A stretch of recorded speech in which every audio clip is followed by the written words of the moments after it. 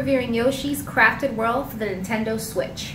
So the game starts you off on Yoshi's Island. Everything's pretty okay and happy and Yoshi-ness until Baby Bowser and Kamek decide to fly over and steal your Sundream Stone. There's a tug-of-war that commences, and then the stone is then flipped and all the gems go flying across into different parts of the Yoshi Island, I think. I'm not sure if it's part of the Yoshi Island or if it's in different areas, but anyways, that's pretty much the gist of the story.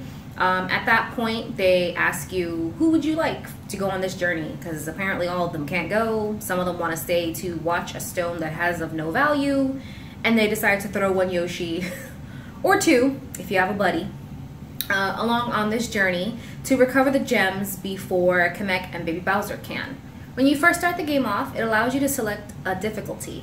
I saw no difference in between both the difficulties of the game, and to be honest, this game is very directed towards kids, which you'll easily see as you play the first few stages. It's not hard at all. It's not challenging at all. The puzzles were extremely easy for me to crack. So that was very disappointing going into this. I didn't expect too much from this game just because I've heard Kirby's Epic Yarn wasn't as difficult. I haven't had the pleasure of playing it yet, but I already knew that going into this game, it wasn't going to be something super epic and it wasn't going to be something super challenging. But that being said, I'm still disappointed nonetheless. Even with the addition of 2D to 3D, this game still isn't that challenging. It's more about, I guess, being more observant of your surroundings, because at some point you'll have something you need to hit on the front, and then you'll have something you need to hit behind you. Throughout the game, you'll meet different robots, and they'll be your welcome wagon to these islands. And so once you give them smiley flowers, they'll go ahead and open up the island for you, tell you what the island's name is, and you'll continue further on. After you're done, usually with your first or second stage, you can go back to them and you're going to enter what's called a souvenir challenge. Well, they'll ask you to get a souvenir from one of the island boards for you. They make it super simple. They give you keywords like, it's on the ocean floor, or I'm pretty sure it's on the flip side, and that's basically telling you that's where it is. So that also isn't giving you much of a challenge. And it's a pretty easy go and catch and retrieve kind of thing. So it's not, it still doesn't make up for the lack of difficulty in this game. The game is very similar to the 1995's Yoshi's Island format, in which the smiley flowers are everything. They're a major source of power, and as long as you have a lot of them, you're gonna do pretty well in the game. You start off by collecting a bunch. Usually I think it's about, well, it starts off small. You go from collecting about 4 to collecting about 6 or 7, and then you start to use them to get through the entire game. They also want you to collect gold coins, red coins, and hearts.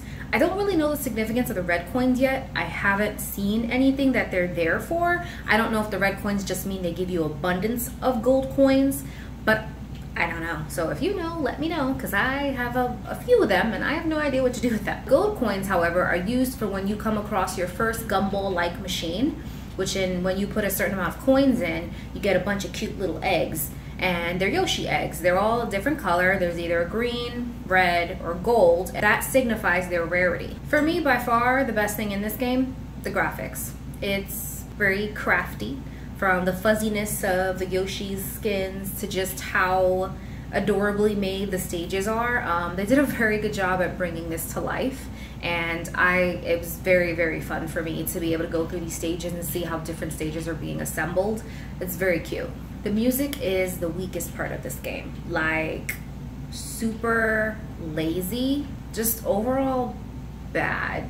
There was a lot of times where I thought I was hearing something different, and then that same familiar jingle from like the first stage came in, and I was like, oh, we're doing this again, okay. And then they add little things, like sometimes there's a little flute, or sometimes there's a little bass, which honestly is very similar to kind of how Donkey Kong Country was, you know, where you got the same initial tone to go through the several parts. It was just spicing it up a bit different. But this one is different to me. This is literally the same, all the stages having almost the same kind of song. And it makes it very boring and you get to a point where you're just not hyped anymore. You know, the music is a very crucial, important part of a game, and if the music's not on point, you're not going to be on point. And it was very difficult for me. A lot of times I just wanted to finish the stage and I was like bored. I was falling asleep because the music just wasn't hyping me and it was nothing new. You get about 4, maybe 5 new tracks, but it's not enough to get you through the game. And you would expect to kind of hear something different as you're entering a brand new world, but nope, it's all the same. The bosses in the game are super, super easy. I beat all of them in pretty much one go. And it's not to brag, it's just to say they're very simple. They each have 3 rounds of hits, and once you do that, you're pretty much in the clear. Even for Baby Bowser, he has about 3 hits on each level that he's at, and once you're done with that, the game's over. And it's pretty predictable, which is kind of annoying, but at the same time, I mean, I guess going into a game like this, I guess any Nintendo game in general, you're already expecting to have some sort of predictability in it, just because that's what makes their world go round. I appreciate them incorporating some of the returns of the older bosses that you got. For instance, the little balloon creature with the circus pants or the piranha plant. Having those back in there was really cute and kind of gave like a little homage to the older games that Yoshi has been in. And it was really nice seeing those characters. Other enemies like the bouncing penguins or the seagull birds also make an appearance as well. And that's also really cute.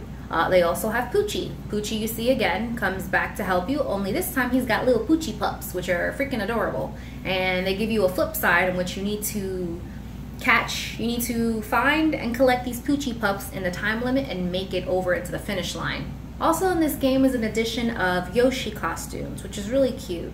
The gumball machine that I had mentioned earlier, that's what the costumes are in. So depending on the color you get, they're going to tell you how rare the costume is. The green ones are normal, nothing special, but then you get the red and the gold. The red are rare, and the gold is super rare.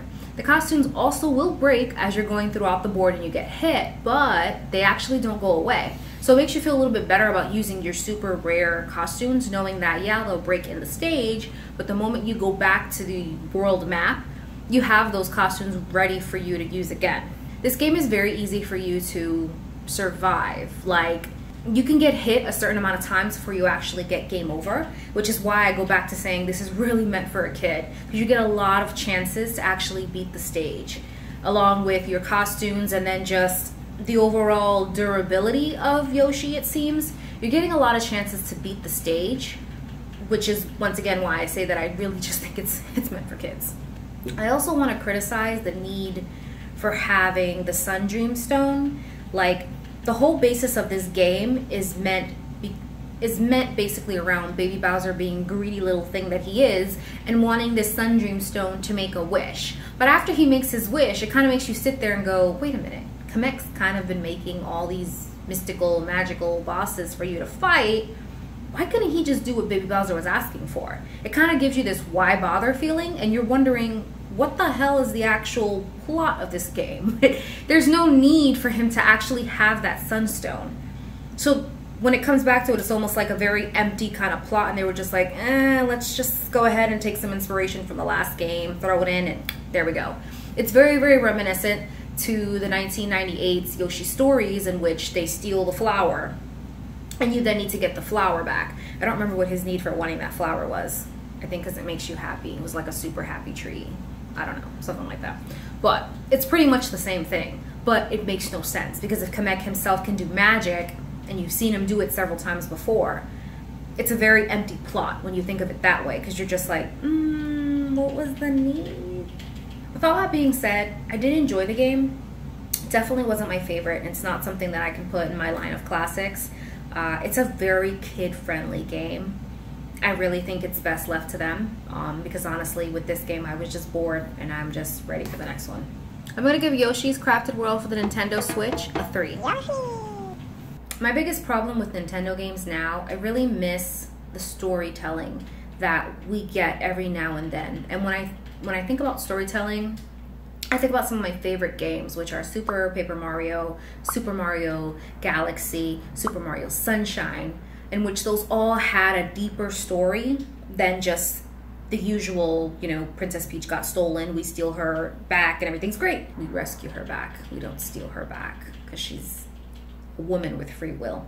Anyways, just the lack of storytelling in these games really kills me. And maybe it's just me. Maybe I'm thinking a little too deep. I know this game isn't meant to be anything big, but I still have to be that person that critiques on wanting just a really strong story to kind of get into and kind of, you know, forgetting about the world. I mean, that's the reason why we play video games, right?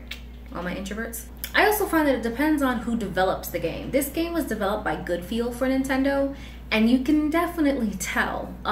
For me, I can tell when Nintendo develops a game versus when Nintendo contracts another studio to develop their games. It's very noticeable in the lack of, I don't want to say detail or love, because that's unfair to the studios who do it. I'm sure that they're doing the best that they can, but I can just say that it's noticeable when Nintendo doesn't touch their own product. And it's very upsetting because for me, like I said, story is a very important thing to me, and I want to be engulfed in a story for a bit. I don't want to just play a game to beat it in 2 days and then get on, you know, with my life. Like, I could get in an adventure. I could go on an epic journey. I'm ready. So that was my review. Let me know how you feel about Yoshi's Crafted World. What are your favorite Mario games? What were your likes and dislikes of this game? Thank you guys so much for watching this review. My name is Rebecca Espinel, and I'll see you on the next review.